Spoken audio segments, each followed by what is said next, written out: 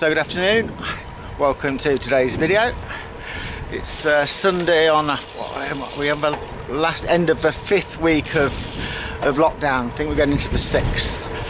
So yeah, I guess we're getting used to it now. Plan for today, not doing a long ride, probably doing maybe 20, but I'm going to take you off-road and I'm going to run through the benefits of having a gravel bike. So yeah, in front of us just there, that track, that's where we're going to head. Go up to the top there. I've actually got with me my own coffee stop in the absence of cafes. So I'll have a flask of coffee and I'll have some cake. So yeah, I should be self-supportive.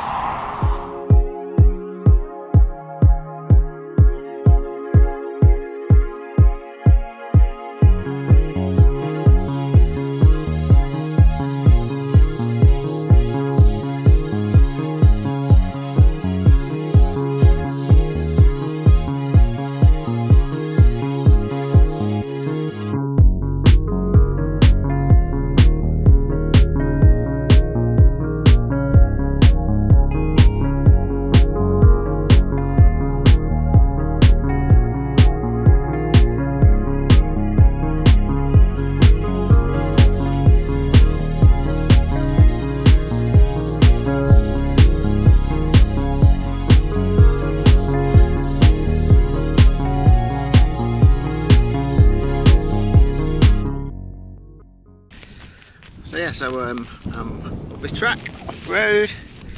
It's probably about half a mile up this track and I'm absolutely in the middle of nowhere now. So I've had a gravel bike for a couple of months now and I just want to talk to you today about what it's been like with that bike for the last couple of months, how I've been using it. I've probably used it, I don't know, 5 out of 6 rides.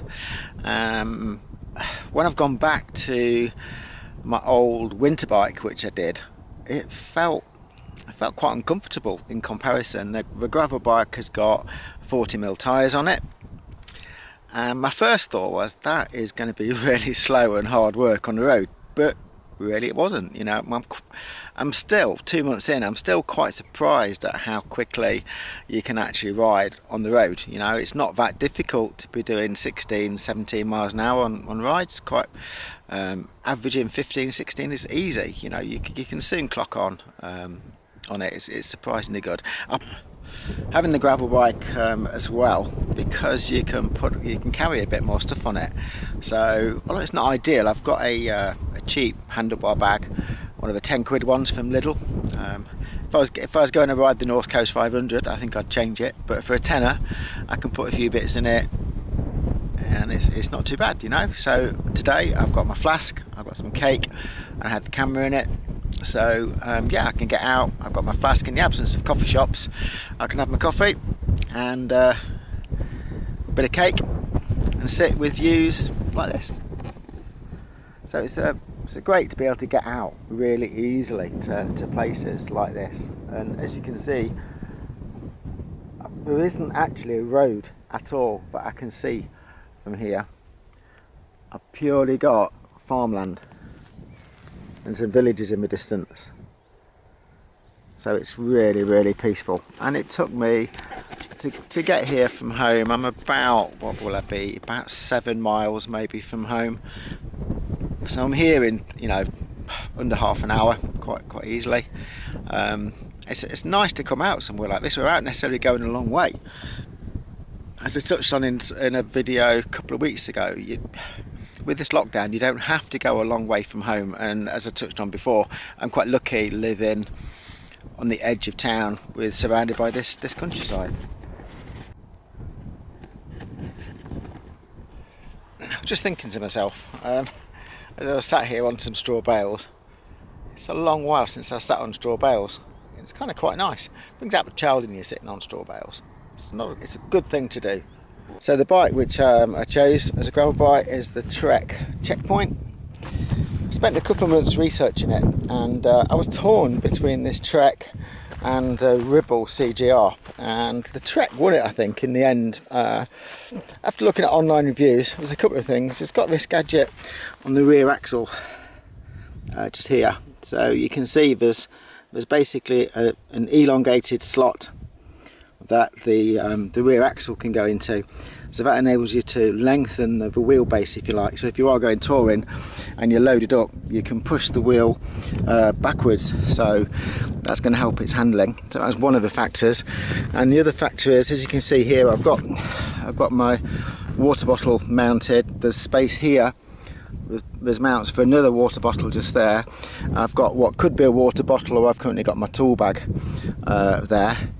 Down on the forks, we've got mounts here and mounts here, so we can mount some bags on the fork legs each side if we wanted.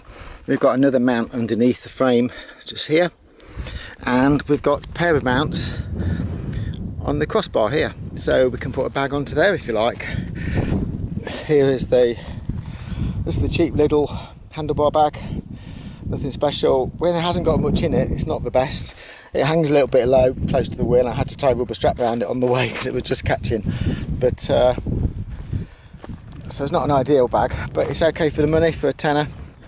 So the bike has got Shimano 105, which, as you guys will probably know from the road, it's that nice sort of sweet spot in that it's really good performance-wise. Virtually to the level of Integra, a little bit heavier, but it's not a problem on a bike like this. So 11 speed. So one of the reasons this version of the bike with a normal double ring on the front here, Shimano 105 double ring, obviously that's going to make it fast on the road. I think it's 50-34 sprockets on the front and 11-34 on the back. So you've got a good climbing capability. We've got hydraulic disc brakes. The Shimano 105 hydraulic brakes give you a lot of confidence, and the feel of the brakes is just brilliant. So especially I noticed the first month that I had it, we had a lot of rain, so I did ride it quite a lot in the rain, and yeah, brilliant for confidence in the wet.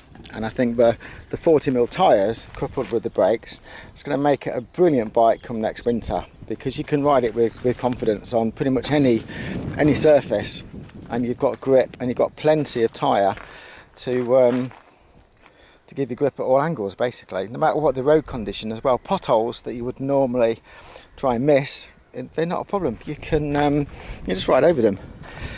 So I haven't got one on the front at the moment, but we've got the exposure rear light on. That's pretty good. It's quite small. I haven't got mud guards on at the moment. I did for the first month. As I say, it was very, very wet the first month when I got the bike, so I did have full solid mount SKS mud guards on it, and they were great, you know, absolutely kept me dry, didn't affect performance at all, and they still look reasonable actually. So 2 months in with the Trek, it's been absolute revelation really, and I've really enjoyed riding it. It's so comfortable. If you ride it on a longer journey, I don't feel tired.